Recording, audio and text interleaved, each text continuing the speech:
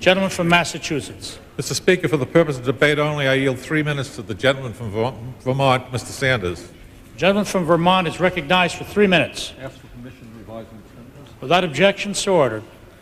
I thank the gentleman for yielding. Mr. Speaker, in 1984, as part of the deregulation swindle pushed by the Reagan administration and some members of Congress, the government withdrew its rate protection for cable TV consumers.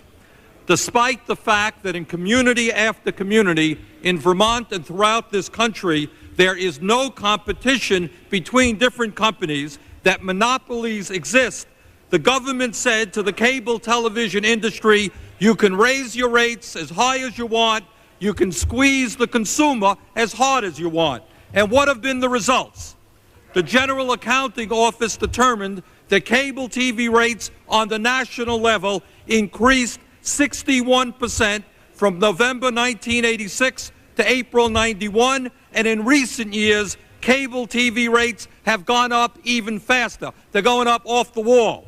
Mr. Speaker, President Reagan and members of the Congress deregulated the savings and loan industry, and the taxpayers of this country will be paying hundreds of billions of dollars in additional taxes as a result.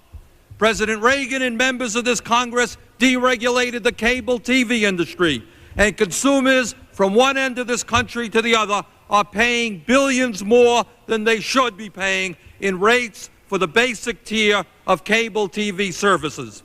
Mr. Speaker, it is not acceptable to me that in my own state of Vermont, according to the National Association of Broadcasters, rates for similar channel offerings since 1986 have gone up by 58% in Bennington, 123% in Montpelier, 110% in St. Johnsbury, 34% in Burlington, and 34% in Rutland. Mr. Speaker, where competition does not exist and a monopoly is in place, the government has a legitimate right to make certain that citizens, especially our elderly citizens on limited incomes, can receive basic cable TV service at a rate they can afford. That's a right of the people. Mr. Speaker, last year I held hearings in Vermont on this issue, and in my view, the people of Vermont, the people of America, want regulatory protection. They want some control on the escalating cost of basic rates for cable TV, and this legislation begins the process. I urge support for the rule and support for the entire legislation. I yield back the balance of my time.